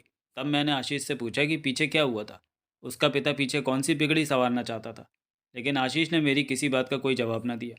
उसके हवास तब भी उड़े थे और वो रह रहकर अपने सूखे होंठों पर जुबान फेर रहा था और पहलू बदल रहा था। लेकिन मैंने अपनी जिद ना छोड़ी। मैंने उसे अपनी उम्र का हवाला दिया, कहा कि मैं उसके बाप से भी बड़ी उम्र का था और उसका उसके बाप जैसा ही शुभचिंतक था। तो वो कुछ पिघला। उसने मेरे से पूछा कि क्या मैं चित्रकला थापा को जानता हूँ। सॉरी, त्रिकला थापा। मैं बोला, जानता तो नहीं था, लेकिन अभी थोड़ी देर पहले मैं उसकी माँ की ज़ुबानी त्रिकाल थापा का जिक्र सुनकर आ रहा था। वो मुझे उसके बेटे उज्ज्वल थापा की बाबत कुछ कहने जा रहा था, जबकि वातावरण में एकाएक किसी बच्चे की एक जोर की चीख गूंजी। बच्चे की चीख? मनोज हकबका कर बोला। हाँ, उस स्तब्ध वातावरण में वो चीख ऐसे हौलनाक ढंग से गूंजी कि उसने मेरा खून जमा दिया। चीख की आवाज़ ऐन शाह मीनार की दिशा से आई थी। पेड़ की ओर छोड़कर मैं और आशीष परकोटी की तरफ दौड़े और उसे फांद कर भीतर के मैदान में पहुंचे तो हमने पाया कि वहाँ कई लोग मौजूद थे। मालूम हुआ कि कोई श्रेष्ठ फैमिली थी जो कि उधर पिकनिक और सैर सपाटे के लिए आई हुई थी। उनके साथ 5 वयस्क और 8 से लेकर 14 साल तक के 4 बच्चे थे। उन्होंने शाह मीनार की तरफ से पहले अमृता को और फिर मुझे और आशीष को रुखसत होते देखा था। तो बच्चे पीछे रास्ता साफ समझकर खुले में आ गए थे और उनमें से 2 मीनार में घुस गए थे। थोड़ी देर बाद उन्हीं 2 बच्चों में से एक चीखा था।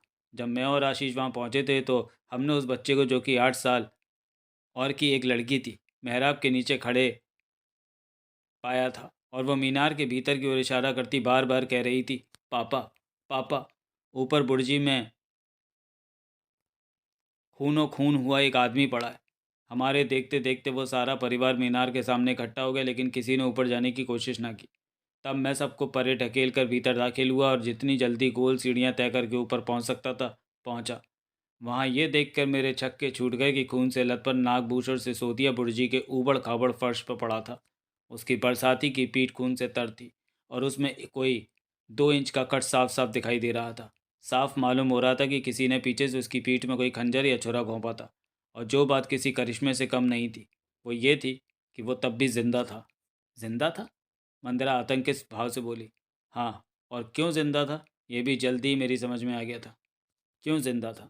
क्योंकि जिसे मैं किसी खंजर या छुरे का वार समझ रहा था, वो वार असल में गुप्ती का था।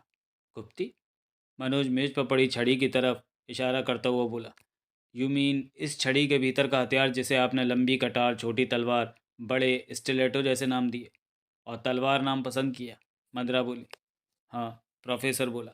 गुप्ती का वार घातक तो होता है, लेकिन घाव क्योंकि सकरा बनता है, इसलिए खून भल भल करके नहीं बह पाता। नतीजतन जान धीरे धीरे निकलती है। ओह, ये छड़ी? प्रोफेसर ने हाथ बढ़ाकर मेज़ पर पड़ी छड़ी को छुआ। तब 2 हिस्सों में विभक्त थी। उसके आजू बाजू बुर्जी के फर्श पर पड़ी थी। यानी कि खोल एक तरफ पड़ा था और पीतल के हैंडल से जुड़ी पतली छोटी तलवार दूसरी तरफ पड़ी थी। खोल यानी कि छड़ी क्योंकि गोल थी, इसलिए लुढ़क कर परे जा पड़ी थी, जबकि तलवार उसके दाएं पांव के करीब पड़ी थी। और एकाएक प्रोफेसर का स्वर फिर अति नाटकीय उठा। 2 लाख रुपए के नोटों से भरा ब्रीफकेस वहां से गायब था। कई क्षण कोई कुछ ना बोला। उस घड़ी आखिरकार प्रोफेसर ही बोला। एन 4:06 हुए थे और टाइम की तरफ तवज्जो जाते ही जो पहला ख्याल मेरे जहन में आया था वो ये था कि क्या अमृता अपनी 4 बजे की निर्धारित मुलाकात के लिए वहाँ पहुँची थी। फिर मैं लपक कर सिसोदिया के पास पहुँचा। मुझे देखकर उसके होंठों पर एक क्षीण मुस्कुराहट आई। मैं उकड़ी उसके करीब बैठ गया। बोलने के लिए उसके होंठ फड़फड़ाए, लेकिन वो सिर्फ एक फिक्रा, सब ठीक हो गया, ही बोल पाया। तभी आशीष भी ऊपर पहुंच गया। अपने पिता का हाल देखकर उसके नेत्र फट पड़े। डैडी, डैडी पुकारता वो अपने पिता के करीब बैठ गया। उसने पिता का सिर अपनी गोद में रख लिया और रोता हुआ क्या हुआ पूछने लगा। लेकिन तब तक सिसोदिया कुछ बता पाने की स्थिति से गुजर चुका था। जीवन की डोर उसके हाथों से छूटी जा रही थी। फिर और थोड़ी देर बाद उसने अपने बेटे की बाहों में दम तोड़ दिया। अपने कथन का अपने श्रोताओं पर प्रभाव देखने के लिए वो एक क्षण को ठिठका और फिर बोला।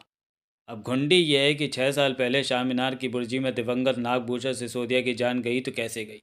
3:45 बजे के करीब मैं और आशीष उसको बिल्कुल भला चंगा और सही सलामत बुर्जी में छोड़कर वहाँ से रुखसत हुए थे। जिस किसी ने भी सिसोदिया का कत्ल किया था वो मीनार की बुर्जी में तो हर हाल में पहुँचा होगा, जिसने कि वहाँ सिसोदिया की छड़ी कब्जाई होगी और उसमें से तलवार निकालकर पीठ पीछे से उसके जिस्म में घोंप दी होगी। लेकिन उसके पास तो कोई पहुँचा ही नहीं था, ना पहुँचा था और ना पहुँच सकता था। मैं 4:06 पर बुर्जी में पहुँचा था। मेरी से बड़ी हद 2 मिनट पहले वो बच्ची वहाँ पहुँची थी, जो कि सिसोदिया को फर्श पर मरता पड़ा देखकर चीखने लगी थी। यानी कि बुर्जी में सिसोदिया के साथ जो बीती थी 4 बजने में 15 मिनट और 4:04 के बीच के 19 मिनटों में बीती थी। और ये एक स्थापित तथ्य है कि उन 19 मिनटों में कोई शाश्वत प्राणी सिसोदिया के पास नहीं फटका था। वो ऊपर शाह मीनार की बुर्जी में बिल्कुल अकेला था। इस बात की गारंटी है? मंदिरा बोली। हाँ, इस बात की भी, मनोज बोला, कि उन घातक क्षणों में, उन 19 मिनटों में ऊपर बुर्जी में कोई आया गया नहीं था। हाँ, कमाल है। तब प्रोफेसर ने बड़े ड्रामेटिक अंदाज से, जो कि तब तक उसकी अदा बन गई थी, मेज़ पर से छड़ी उठाई, उसके पीतल के हैंडल को उमेट कर उसकी चूड़ियाँ खोलीं और म्यान जैसी खोखली छड़ी के भीतर से लंबे पतले फल वाली तलवार बाहर खींची। दोनों श्रोताओं ने नोट किया कि तलवार के फल पर सूखे खून के भूरे पड़ चुके धब्बे तब भी दिखाई दे रहे थे। ये खून के धब्बे हैं? फिर भी मंदरा ने पूछा। हाँ, प्रोफेसर बोला, ऐसे धब्बे छड़ी के खोल के भीतर भी मौजूद हैं। इसे रोशनी की तरफ करके आँख करीब लाकर देखोगी तो दिखाई दे जाएंगे। मंदरा ने देखा और सहमति में सिर हिलाया। सर, मनोज बोला, यह मर्डर वेपन है, आलाए कत्ल है। तो फिर ये आपके पास क्यों कर है? क्योंकि प्रोफेसर बेला, केस तो सन 94 में ही, यानी कि अगले साल ही क्लोज हो गया था। नेपाल पुलिस उसका कोई हल नहीं निकाल सकी थी और संबंधित लोगों की तरफ से कोई जिद न होने की वजह से, क्योंकि पत्नी और पुत्र दो ही तो संबंधित लोग थे और दोनों मर चुके थे, कोई दबाव न होने की वजह से वो पुलिस के अनसुलझे केसों में गर्क हो गया था। जब मुझे क्राइम क्लब के प्रेसिडेंट विवेक आगाशे का निमंत्रण मिला तो मैं विशेष रूप से हिमालचूली गया था, जहाँ की पुलिस के मालखाने में ये छड़ी कबाड़ की तरह पड़ी थी और जिसकी वहाँ मौजूदगी की उन्हें खबर तक नहीं थी। मैंने उन पर अपनी मंशा जाहिर की थी तो उन्होंने बिजा हुज्जत किए वो छड़ी मुझे सौंप दी थी, क्योंकि वह सपने में भी इस बात की कल्पना नहीं कर सकते थे कि दिल्ली में मौजूद कुछ लोग मेज कुर्सियों पर बैठकर केवल तथ्यों के आधार पर वहाँ से सैकड़ों मील दूर एक पराए शहर की एक छोटी सी जगह में हुए कत्ल का हल निकाल सकते थे। वहाँ की पुलिस की निगाह में सब सरफिरे थे, जिनके पास बर्बाद करने के लिए बहुत बहुत टाइम था। लेकिन कत्ल तो हुआ था, क्योंकि कोई खुद तो अपनी पीठ में ये तलवार घोंप नहीं सकता, जो कि हम सोच लेते कि शायद सिसोदिया ने आत्महत्या की थी। एग्जैक्टली, प्रोफेसर बोला। कमाल है, आप ये गारंटी कैसे कर सकते हैं? मंदरा बोली कि कत्ल के वक्त के दौरान मकतूल के पास कोई नहीं फटका था। गवाह है इस बात की गारंटी करने वाले, प्रोफेसर बोला। सर, ज़रा बात को तफसील से समझ कहिए। कुछ कहने से पहले प्रोफेसर ने तलवार को वापस छड़ी के खोल में डाला, चूड़ियाँ घुमाकर उसका हैंडल पूर्व स्थिति में पहुंचाया और छड़ी को वापस मेज़ पर रख दिया। सबसे पहले तो वो फिर बोला, मैं ही गवाह हूँ इस बात का कि जब मैं और आशीष सिसोदिया को पीछे अकेला छोड़कर वहाँ से रुखसत हुए थे, तो तब ना तो बुर्जी पर सिसोदिया के अलावा कोई था और ना ही मीनार में कहीं कोई छुपा हुआ था। यूँ छुप पाने की कोई जगह वहाँ है ही नहीं। वहाँ इंसान तो क्या, किसी बिल्ली के बच्चे के छुपने के लिए कोई जगह नहीं। ना ही तब वहाँ कोई था जबकि हम बच्चों की चीख सुनकर वहाँ पहुँचे थे। दूसरे, परकोटे के भीतर अहाते में वो श्रेष्ठ परिवार पिकनिक करता मौजूद था। वो सब के सब वयस्क लोग इस बात के गवाह हैं कि हमारे वहाँ से जाने के बाद कोई वहाँ आया गया नहीं था। वो मीनार के हर पहलू की तो निगाहबानी नहीं कर सकते होंगे। उनकी निगाह के सामने की तरफ होना ही काफ़ी था, जिधर की मीनार में एंट्री की मेहराब थी। पिछवाड़े में मीनार की पोजीशन यूँ है कि वह नदी में उतर गई मालूम होती है, इसलिए उधर से बुर्जी तक पहुँच पाना नामुमकिन है। कमन डालकर भी? हाँ, कमन डालकर भी। अव्वल तो नदी में से बुर्जी तक कमन डालना ही मुमकिन नहीं। तो अभी ऐसी कोई हरकत उन बच्चों की निगाह में ज़रूर आई होती जो कि सारे परकोटे पर खेलते उधम मचाते फिर रहे थे, और जिनमें से दो तो बाकायदा मीनार के भीतर घुसे हुए थे। फिर कमंद पड़ती तो कहाँ पड़ती? तो क्या वहाँ मौजूद सिसोदिया उससे बेखबर रहता?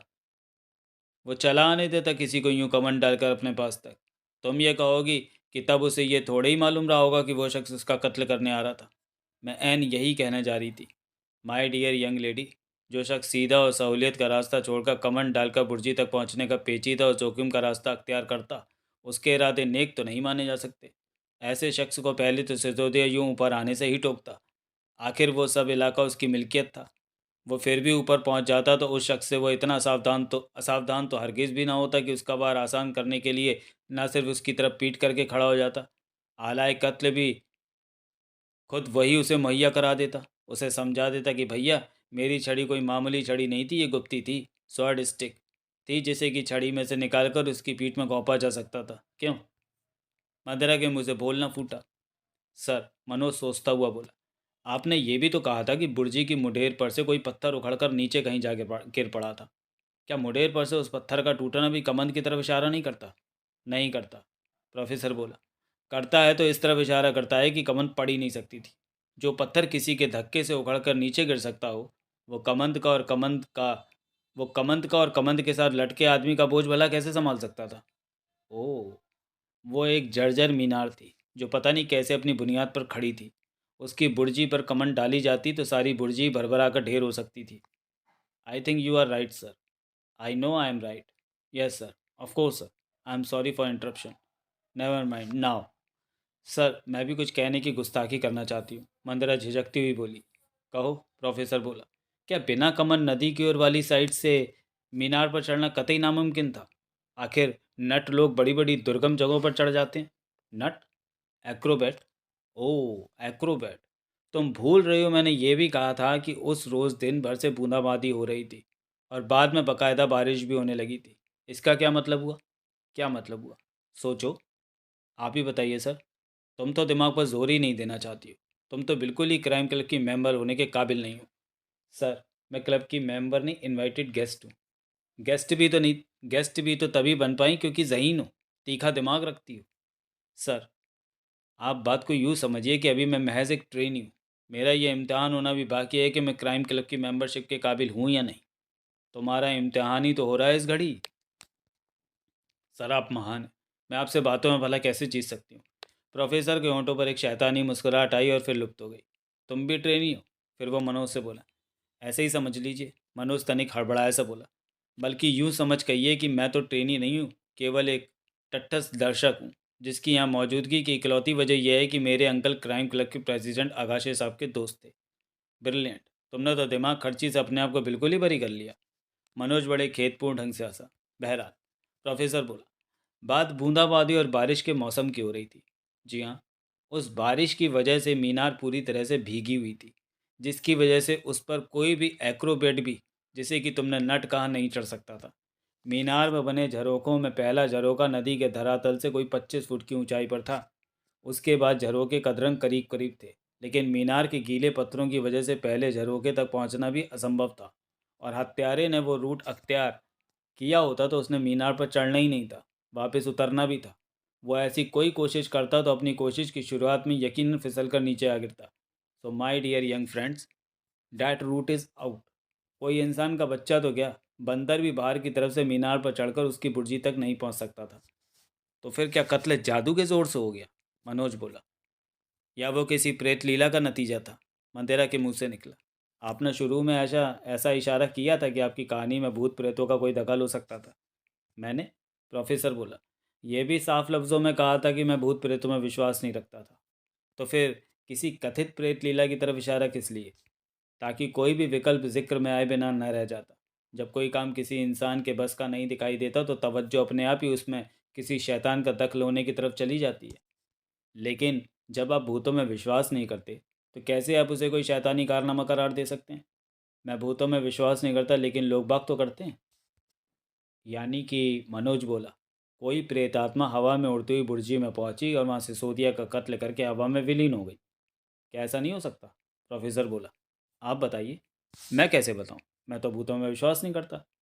लिहाजा आप हमारे मुंह से कहलवाना चाहते हैं कि वो कत्ल किसी प्रेत लीला का नतीजा था। और वो लीला दिखाने वाला प्रेत क्या? मदिरा बोली। अमृता आनंद थी। अमृता? अपनी आपकी बातों से साफ जाहिर होता है कि वो लड़की उस कत्ल से किसी न किसी तरीके से ज़रूर जुड़ी हुई थी। वही वो बंदी थी जिसकी मीनार का बुर्जी में हद प्राण से 4 बजे की मुलाकात मुकर्रर थी। लेकिन इस बात का कोई सबूत नहीं है कि वो मुलाकात हुई थी। 4 बजे से काफ़ी पहले वो वहाँ थी, ज़रूर। लेकिन तब पिता के साथ पुत्र ऊपर बुर्जी में मौजूद था, जहाँ की वो दोनों आपस में झगड़ रहे थे। बाद में अमृता मौका वारदात पर तभी पहुंची जबकि सब कुछ खत्म हो चुका था। आपके सामने वहाँ से रुखसत होने के और वहाँ वापस लौटने के वक्फे में वो कहाँ थी? बढ़िया सवाल है। जवाब क्या है? और अहम भी। जवाब भी तो कम अहम नहीं होगा। एन कत्ले के वक्त के दौरान वो कहाँ थी और क्या कर रही थी? आखिर उसकी सिसोदिया के साथ मुलाकात मुकर्रर थी, मनोज बोला। पुलिस ने भी तो उससे पूछा होगा कि वो मुलाकात हुई थी या नहीं। हुई थी तो कब हुई थी? नहीं हुई थी तो क्यों नहीं हुई थी? तुम इन सवालों का जवाब सोचो। प्रोफेसर एकाएक उठता हुआ बोला। मैं अभी आता हूँ। कहाँ जा रहे हैं आप? महेंद्र कह रहा हूँ। मदिरा व्यग्र स्वर में बोली।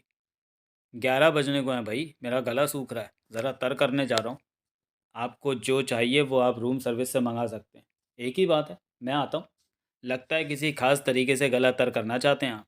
जवाब में प्रोफेसर केवल मुस्कुराया। आई विल बी बैक, वो बोला और वहाँ से रुखसत हो गया। तब आ गया बूढ़ा, पीछे मनोज भनभनाया। खपती है, मंदिरा बोली। जो कहेगा अपने स्टाइल से कहेगा, किश्तों में कहेगा, सस्पेंस फैला के कहेगा।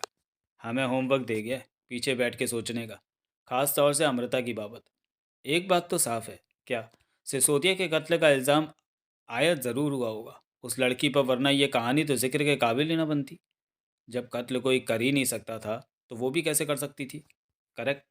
ज़रूर प्रोफेसर वापस आके उस उड़ सकने में सक्षम कोई चुड़ैल साबित कर देगा, लेकिन वो तो ऐसी बातों में विश्वास करता नहीं। उसके किए ना किए से क्या होता है?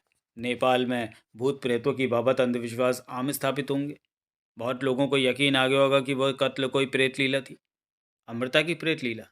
क्या बड़ी बात है? फिर क्या किया होगा लोगों ने? उसे पीट पीट कर मार डाला होगा या जिंदा जला दिया होगा? क्या पता क्या किया होगा, ये तो प्रोफेसर ही लौट के बताएगा। कुछ क्षण खामोशी रही। मैं एक बात कहूँ? एकाएक मनोज बोला। किस बाबत? मंदिरा तनिक हकपकाई सी बोली। तुम्हारी बाबत? मेरी बाबत? वो हड़बड़ाई। हाँ। क्या? क्या कहना चाहते हो?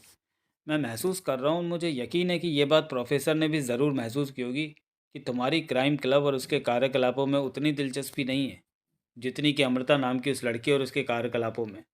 कैसे महसूस कर रहे हो? वो छोड़ो, तुम बोलो, ये बात सच है या नहीं? तुम अच्छे आदमी हो। अच्छा, इसलिए तुमसे क्या झूठ बोलना। यानी कि बात सच है? हाँ। एकाएक अमृता में इतनी दिलचस्पी क्यों कर पैदा हो गई तुम्हारी? एकाएक कहीं कुछ होता है? क्या मतलब हुआ इस बात का? जवाब देने की जगह वो बड़े रहस्यपूर्ण ढंग से मुस्कुराई। इसका एक ही मतलब हो सकता है, मनोज सोचता हुआ बोला। क्या? अमृता की बाबत तुमने प्रोफेसर सेन से उसका जिक्र सुनकर ही नहीं जाना है? तुम्हारे पास कोई और भी जरिया उपलब्ध है, पहले से उपलब्ध है उसकी बाबत जानने का? काफ़ी आला दिमाग पाया है तुमने। यानी कि कबूल करती हो कि आज शाम से पहले भी तुम अमृता और उसके कार्यकलापों से वाकिफ़ थी? है तो ऐसे ही कुछ कुछ। कैसे वाकिफ़ थी? था कोई जरिया? क्या? क्या करोगे जानकर? लेकिन अगर तुम मेरे एक सवाल का जवाब दो। पूछो। लड़की वाकई खूब बहुत खूबसूरत है ना? वो तो है, लेकिन उसकी तस्वीर में ही ऐसी कशिश है। मंदिरा मेज़ पर पड़ी अमृता की तस्वीर की ओर देखती हुई बोली कि आदमी मंत्र मुग्ध हो जाता है। तुम्हें कैसे मालूम? मैंने देखा जो था आदमी को मंत्र मुग्ध होते। किसे? तुम्हें? मनोज हड़बड़ाया। जब तुम तस्वीर देख रहे थे तो तुम्हारी सूरत से ऐसा लगता था जैसे तस्वीर ने ही तुम्हारे पर जादू कर दिया था। ओह, तस्वीर देखकर तुम्हारा ये हाल हुआ था? अगर वो रूबरू सामने आ जाती तो ज़रूर गच खा जाते, नहीं? हाँ, सच पूछो तो हकीकत यही है कि इस तस्वीर ने कुछ ऐसा ही जादू किया था मेरे ऊपर। तस्वीर देखते ही पहला ख्याल मेरे जहन में यही आया था कि वो कैसी होगी जिसकी तस्वीर ऐसी है। लगता है मर मिटे, तस्वीर पर ही मर मिटे। मनोज खिसियाया, खिसियाया सा हंसा। काफ़ी रोमांटिक फितरत पाई मालूम होती है जनाब ने। मैडम, इस बात में दखल मेरी फितरत का नहीं, नाकाबिले बर्दाश्त, नाकाबिले यकीन कशिश का था, जो कि आप खुद स्त्री होते हुए भी कबूल करेंगी कि इस लड़की में है।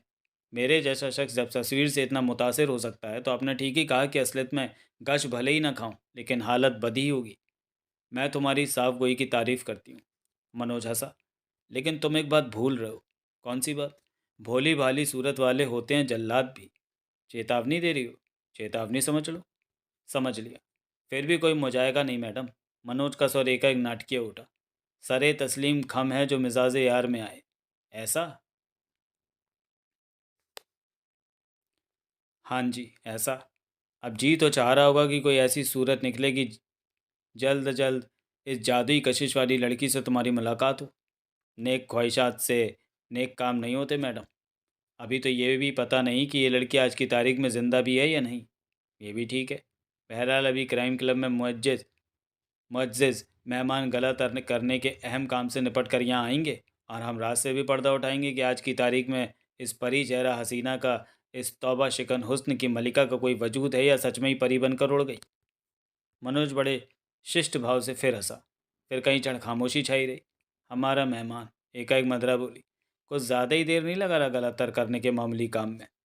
मनोज ने अपनी कलाई पर बंधी घड़ी देखी और फिर सहमति में सिर हिलाया। जाकर देखो तो। आ जाएगा, मनोज लापरवाही से बोला। फिर भी देखने में क्या अर्ज है? कहाँ देखूं? बार के बारे में क्या ख्याल है? बार? कोई ब्रांडी ब्रांडी की तरफ लगाई होगी आज के मौसम में। अगर वो बार में ना हुआ तो हम समझेंगे कि जैसे रहस्यपूर्ण ढंग से पहले पूरी की पूरी क्राइम क्लब गायब हो गई थी, वैसे ही रहस्यपूर्ण ढंग से अब क्लब का खास मेहमान गायब हो गया था। मैं देखता हूँ। तभी स्वीट का प्रवेश द्वार खुलता पाकर मनोज ठिठक गया। मंदरा की निगाह भी दरवाजे की तरफ उठ गई। लेकिन आगंतुक प्रोफेसर नहीं, वो वेटर था जो कि खास क्राइम क्लब के डिनर के लिए वहाँ तैनात था। कॉफ़ी के लिए पूछने आया था, वेटर अदब से बोला। कॉफ़ी? अभी नहीं, मनोज बोला। तुमने प्रोफेसर सेन को कहीं देखा है? यस सर, वेटर बोला। वो नीचे लॉबी में है। वहाँ क्या कर रहे हैं? फ़ोन सुन रहे हैं। वहाँ फ़ोन सुन रहे हैं। फ़ोन तो यहाँ भी है। सुन रहे हैं? मद्रा जल्दी से बोली। कर नहीं रहे, सुन रहे हैं। यस मैडम, वेटर बोला। लेकिन नीचे, वो नीचे ही थे जबकि वो फ़ोन आया था।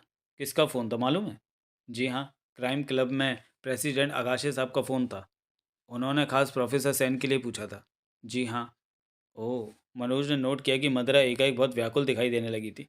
एकाएक मद्रा उठ खड़ी हुई और अपार व्यस्तता का प्रदर्शन करती हुई बोली, मैं चलती हूँ। चलती हो? मनोज हैरानी से बोला। अभी कैसे जा सकती हो तुम? अभी प्रोफेसर की बात मुकम्मल कहाँ हुई है? अभी कहानी किसी सिरे तक कहाँ पहुँची है? मुझे एकाएक बहुत ज़रूरी काम याद आ गया है। फिर भी आई am sorry, I must go. Professor लौट कर तुम्हें यहाँ नहीं पाएगा तो खफा नहीं होगा। वो मुझे यहाँ पाएगा तो ज़्यादा खफा होगा। क्या मतलब? तुम नहीं समझोगे। इतना अहमक तो मैं नहीं हूँ मेम साहब। समझ तो मैं रहा हूँ कुछ कुछ। बाहर को कदम बढ़ाने को तत्पर मदरा टिटकी, उसकी भवें उठी। क्या समझ रहे हो? वो बोली। साफ बोलूँ? मनोज बोला। हाँ भाई, साफ ही बोलो।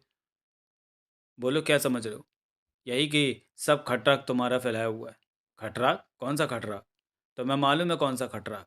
मैडम, क्राइम क्लब के तमाम मेंबरान की यहाँ गैर मौजूदगी के पीछे ज़रूर तुम्हारा हाथ है।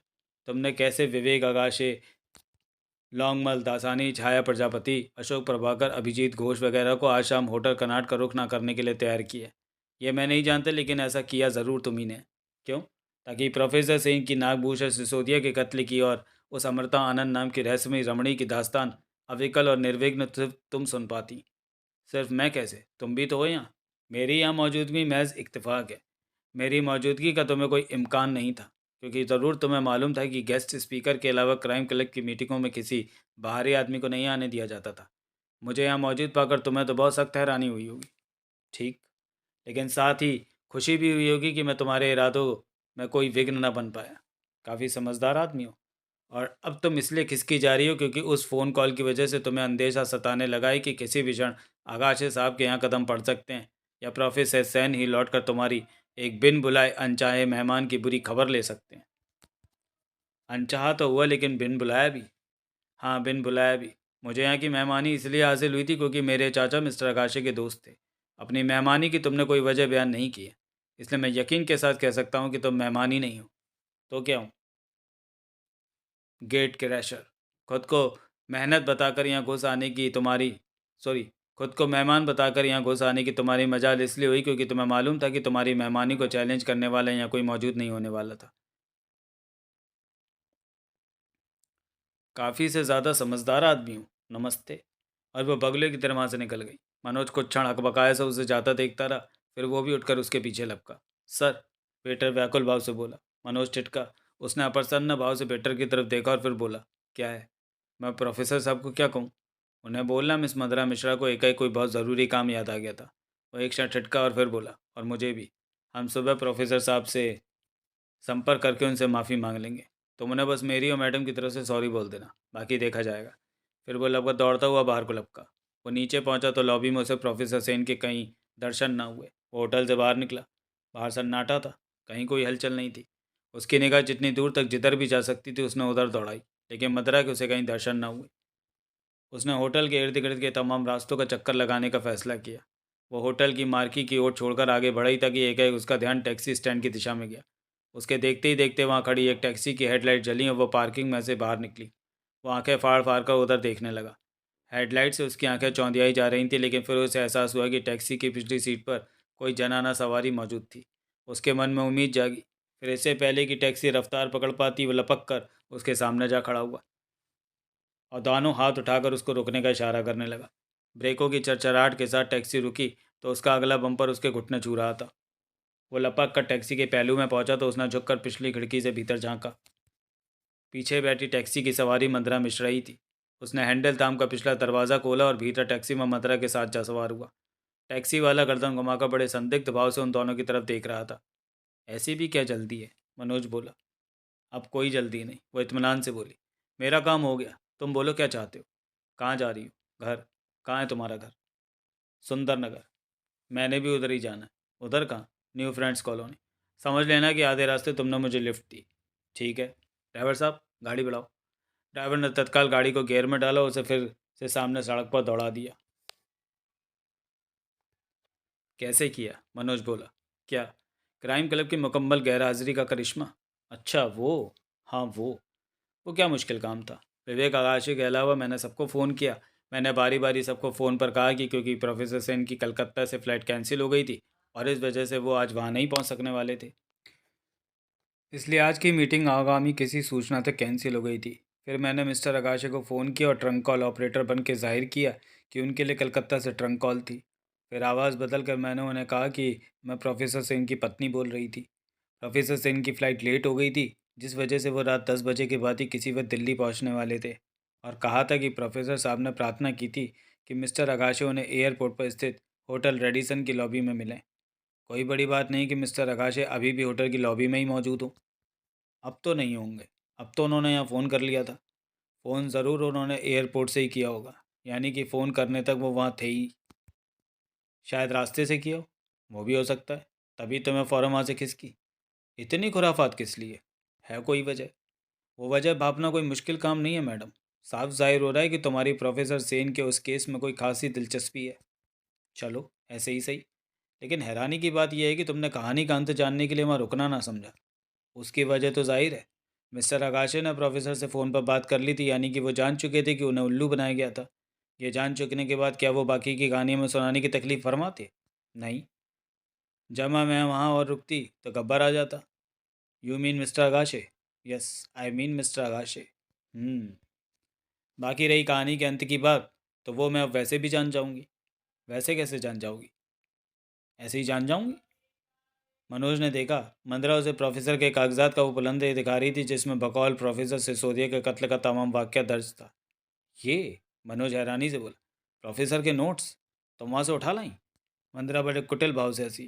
काफ़ी पहुंची हुई लड़की हो। अभी नहीं पहुंची, वो बोली, लेकिन बाजरिए इन कागजात अब पहुंच जाऊंगी। तुमने इन्हें पढ़ा? अभी नहीं। इन कागजात को गायब पाकर प्रोफेसर बहुत आग बबूला होगा। फिर वो ज़रूर कोई खतरनाक कदम तुम्हारे खिलाफ उठाएगा। ऐसा कुछ होने से पहले कागजात वापस उसके पास पहुंच जाएंगे। बल्कि यूँ करो। वो एक कागजात को मनोज की गोदी में डालती ही बोली, ये कागजात तुम काबू में कर लो और किसी तरह इन्हें सेन को या मिस्टर आकाशे को लौटा देना। इनके बिना तुम्हारा मतलब कैसे हल होगा? हो जाएगा। कैसे? मैंने कैमरे से इन कागजात के हर पेज की तस्वीर खींच ली है। कल मैं कैमरे से फिल्म निकालूंगी, फिल्म धोऊंगी, प्रिंट्स निकालूंगी और फिर प्रिंट्स पर से सपाड़ लूंगी। तुम हर वक्त कैमरा अपने पास रखती हो? फ्लैश वाला, बढ़िया, प्रोफेशनल। Oh my God. कहीं तुम वही चीज़ तो नहीं हो जिससे प्रोफेसर को खास परहेज था? कौन सी चीज़? Press reporter, journalist. वो हंसी और फिर बोली, भाई जिन लोगों को प्रेस से बदबू आती हो, उनके तो प्रेस वाले खास पीछे पड़ते हैं, मालूम? तो तुम कोई कंप्यूटर प्रोग्रामर नहीं, अखबार नवीस हो और अपने अखबार की खातिर ही उस केस की डिटेल्स को हाईजैक करने की कोशिश कर रही हो। कितने समझदार हो। साथ ही वो ड्राइवर से बोली, यहीं रोक दो। टैक्सी रुकी। मंदरा ने किराया भरने के लिए अपना हैंडबैग खोलने की कोशिश की तो मनोज ने ऐसा ऐसा करने से रोक दिया। मंदरा ने भी ज़्यादा जिद न की और चुपचाप टैक्सी से उतर गई। गुड नाइट, मनोज बोला। न्यू फ्रेंड्स कॉलोनी में तुम कहाँ हो? मंदरा ने पूछा। होटल सूर्या सोफीटेल में। कब तक हो दिल्ली में? कल दोपहर तक। कल सुबह मेरी बहन और उसका मंगेतर चंडीगढ़ से वापस आने वाले हैं। फिर कल ही हम तीनों वापस जा रहे हैं। कहाँ? वहीं जहाँ से आए थे, अपने अंकल के एस्टेट में, जो कि लोहारू से 30 किलोमीटर दूर है। एस्टेट का नाम सूरज कुंज है और इलाके का नाम विक्रमगढ़ है। ट्रेन से उधर से लोहारू तक जाया जा सकता है, आगे बस या टैक्सी से जाना पड़ता है। दिल लग गया इसी जगह पर? अभी कुछ कहना मुहाल है, क्योंकि अंकल की मौत के बाद से अभी हम सिर्फ 2 हफ्ते वहाँ रहे हैं। आगे के आगे देखेंगे। क्या देखोगे? अजमेर से किनारा कर लोगे? हो सकता है। बोला ना, आगे के आगे देखेंगे। रईस चाचा के वारिस बने हो। अब तो तुम खुद रईस हो। अब तुम्हें बच्चे पढ़ाने की क्या ज़रूरत है? मेरा फिर वही जवाब है, देखेंगे। कितना माल पल्ले पड़ा? क्यों जानना चाहती हो? यूं ही नहीं बताना चाहते हो तो ना बताओ।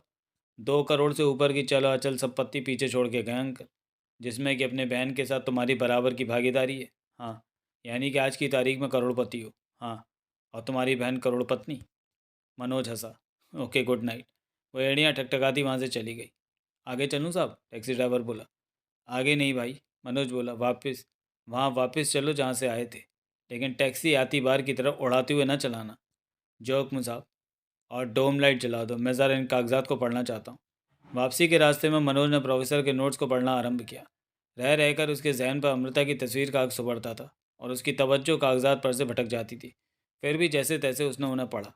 यह जानकर उसे कोई खास हैरानी न हुई कि केस का कोई हल उन कागजात में मौजूद नहीं था, क्योंकि केस हल हो चुका होता तो प्रोफेसर सेन की उसकी बाबत क्राइम क्लब में हाजिरी ज़रूरी न समझी जाती। लिहाजा नागभूषण सिसोदिया की मौत आज भी उतना ही बड़ा रहस्य थी जितना कि वो कत्ल कैसे हुआ था और वो किसकी करतूत थी। कागजात के मुताबिक पुलिस ने तहकीकात के शुरुआती दौर में अमृता पर शक किया था, लेकिन उस शक की कोई पुख्ता बुनियाद नहीं बन सकी थी, क्योंकि इस बात का जवाब ना तो पुलिस के पास था और ना किसी और के पास कि अमृता उस काम को कैसे अंजाम दे सकती थी। वो क्या, कोई भी उस काम को कैसे अंजाम दे सकता था। खुद उसका दिल किसी भी सूरत में अमृता को कातिल तस्लीम करने के लिए तैयार नहीं था। ऐसा क्यों? अपने उस सवाल का मनोज के पास कोई जवाब नहीं था। टैक्सी होटल कनाट पहुंची। मुझे भीतर से 2 मिनट का काम है, मनोज बोला। उसके बाद मैं वापस न्यू फ्रेंड्स कॉलोनी ही चलूँगा। रुकना चाहते हो? टैक्सी ड्राइवर ने सहमति में सिर हिला दिया। मनोज भीतर दाखिल हुआ। रिसेप्शन पर उसे अपने वाला वेटर रिसेप्शन क्लर्क से बतियाता दिखाई दिया। क्या प्रोफेसर सेन अभी भी यहीं हैं? उसने पूछा। यस सर, तत्काल वेटर बोला।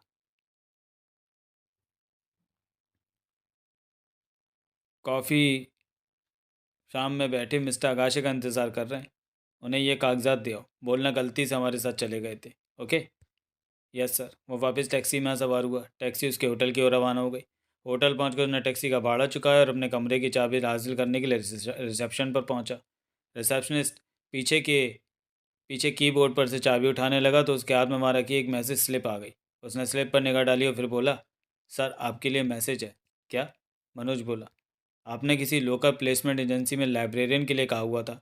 हाँ, वो लोग आज शाम को कोई कैंडिडेट यहाँ मेरे पास भेजने वाले थे, लेकिन शाम 7:30 बजे तक तो कोई पहुँचा नहीं था। उसके बाद मैं यहाँ रुक नहीं सका था, क्योंकि मैंने कहीं और पहुँचना था। सर वो कैंडिडेट यहाँ पहुँचा था। अच्छा, कौन था? एक नौजवान लड़की थी जो कि दिल्ली में अजनबी होने की वजह से लेट हो गई थी। ऊपर से उसने बस में आना था। कहती थी कि वो हाल ही में नेपाल से यहाँ माइग्रेट करके आई थी और इसकी माली हालत ऐसी नहीं थी कि वो टैक्सी या ऑटो का भाड़ा अफोर्ड कर पाती। नेपाल से? नेपाल से आई थी? हाल ही में सर, हाल ही में।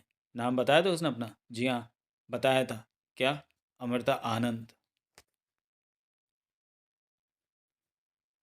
तो चलिए दोस्तों, कोई गवाह नहीं का पहला चैप्टर हम यहीं समाप्त करते हैं और मिलते हैं इसके दूसरे चैप्टर में अगले वीडियो में। तब तक के लिए धन्यवाद।